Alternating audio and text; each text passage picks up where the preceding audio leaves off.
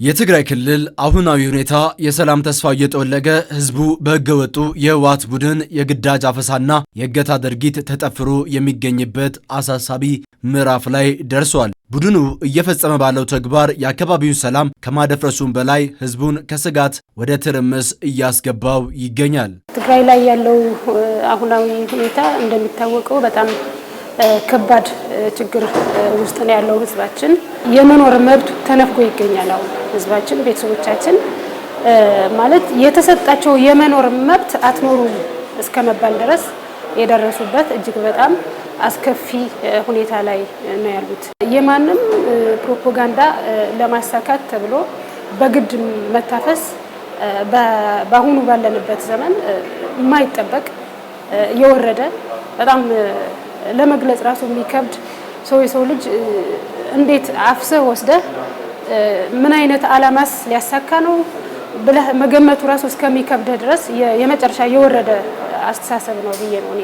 ወንጀልም ጭምር ነው እየተደረገ ያለው ነገር። ቡድኑ ዛሬም በግዳጅ አፈሳና በእገታ ወደ ተመሳሳይ የጥፋት መንገድ መጓዙ ከስህተት የመማር አቅሙ መሟጠጡን ያሳያል። ያለፈው ይበቃልና ዳግም ስህተት ውስጥ አንገባም በማለት በቆራጥነት የተነሳው ህዝብ ለቡድኑ የነበረውን ቀሪ አመኔታ ሙሉ በሙሉ አክስሞታል። ማሰብ የማይችሉ ማሰብ ካለባቸው ወይ ደግሞ ይሄ የዝገት መንፈስ ያለባቸው ስብስብ የትግራይ ህዝብ ማለት የቅቡልነት ካጡ ቆይተዋል። አሁን ግን ተቀባይነት ሙሉ ለሙሉ ስላጡ አስገዳጅ ሁኔታዎችን እየፈጠሩ ነው።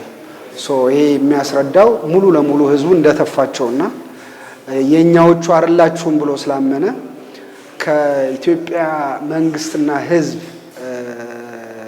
ተስማምቶ ተረራርቶ ተግባብቶ መጪውን ማስተካከል የሚችል ጄኔሬሽን ስለገባው አሁን በዚህ ምክንያት ነው አፈሳውን እያጧጧፉት ያሉት። የቡድኑ አመራሮችና አባላት በክልሉ ላይ የሚገኙ የወርቅና የማዕድን ሀብቶችን ለግል ጥቅማቸው ለማዋል ከፍተኛ ፍላጎት አላቸው። የተፈጥሮ ጸጋ ያላቸው አካባቢዎችን በቁጥጥራቸው ስር ለማዋልና የኢኮኖሚ ጥቅማቸውን ለማስጠበቅ ሲባል በህዝቡ ላይ የሚፈጽሙት የኃይል እርምጃ የመጠቀሚያ ስልት ሆኖ እያገለገለ ይገኛል።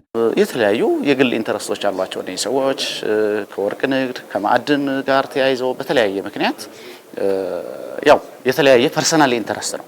ግን ለዚህ የሚሰጠው ሽፋን ምንድነው? ተፈናቃይ ለመመለስ የተወረረ ግዛት ለማስመለስ የሚል ጀስቲፊኬሽን ለሚሰጠው።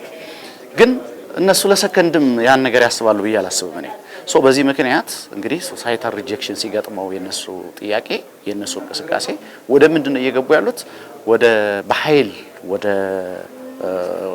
ማሰልጠኛዎች ማስገባት፣ አስገዳጅ አፈሳ፣ እነዚህ ነገሮች እያደረጉ ነው። ከዛ አምልጦ ነው እየወጣ ያለው ወጣቱ ወደ አዲስ አበባ ወደ ተለያዩ አካባቢዎችም። አሁን ጭራሽ ሪሰንትሊ በደረሰኝ መረጃ ጭራሽ አውቶቡሶችም እነዚህ የህዝብ ማመላለሻ አውቶቡሶችንም ጭምር እያስቆሙ ወጣት የሆነውን የማስቀረት ስራ እየተሰራ ነውና እጅግ ያሳዝናል ያለው ሁኔታ። ህገወጡ የህወሓት ቡድን የሚወስዳቸው አፈናዊ እርምጃዎችና ከህዝቡ ጋር የሚፈጥራቸው የጥላቻ መስተጋብሮች የኢትዮጵያን አንድነትና የክልሉን ሰላም ለማናጋት ከሚፈጥሩ ታሪካዊ ጠላቶች ጋር ያለውን ትብብር ያጋለጡ ናቸው። የቡድኑ የዕለት ተዕለት ተግባር ከዚህ የክህደት ጉዞ ጋር የተቆራኘ መሆኑ ታዛቢዎች ያነሳሉ። ለሁሉም ነው። ከግብጽ ይጀምራል። ያው ጽምዶ የሚባል አንድ ሽብርተኝነት ስም መስርቶ ከግብጽ የጀመረ ኤርትራ መንግስትም ያለበት ቲፒኤልኤፍ በዋናነት የመራው ያለው ሌሎች ኢትዮጵያ ውስጥ ያሉ የሚረብሹም እንደፋና አይነት ያሰባሰበ ለመጥፎ የሆነ ተግባር ለእኩይ ዓላማ ያው አልተማረበትም የቀጠለበት ይገኛል። እንደ ማህበረሰብ ግን አቋሙ እየገለጸ ነው ለሰላም ያለው ፍላጎት። የክልሉንና የህዝቡን ሀብት ለግል ጥቅሙ የሚዘርፈው የህወሓት ቡድን በተጨማሪም ወጣቶቹን በየጊዜው በማፈንና በማስገደድ ወደ ጦርነት የማስገባት መንገድ ህዝቡ በቃ ሊለው ይገባል። ይህ ለትግራይ ክልል ህዝብና ለኢትዮጵያ ሰላምና የአንድነት እንዲሁም የልማት ጉዞ ብቸኛው የለውጥ መንገድ መሆኑ ተነስቷል። በተደጋጋሚ በብዙ የህብረተሰብ ክፍል አካሄድ ልክ አይደለም ሲባል ወይ ቆም ብሎ ያስባል ወይ ውሳኔው ወደ መርመር ነው የሚገባው።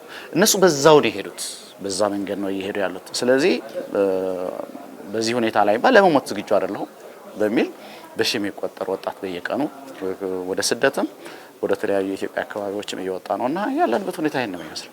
መሆን ያለበት ከእውነት ጎን ከህዝብ ጎን ቆመን የህዝባችንን ስቃይ የቤተሰቦቻችንን ስቃይ የኢትዮጵያን ስቃይ አስበን ያንን ማውጣትና ማጋለጥ አንደኛ ነገር ነው።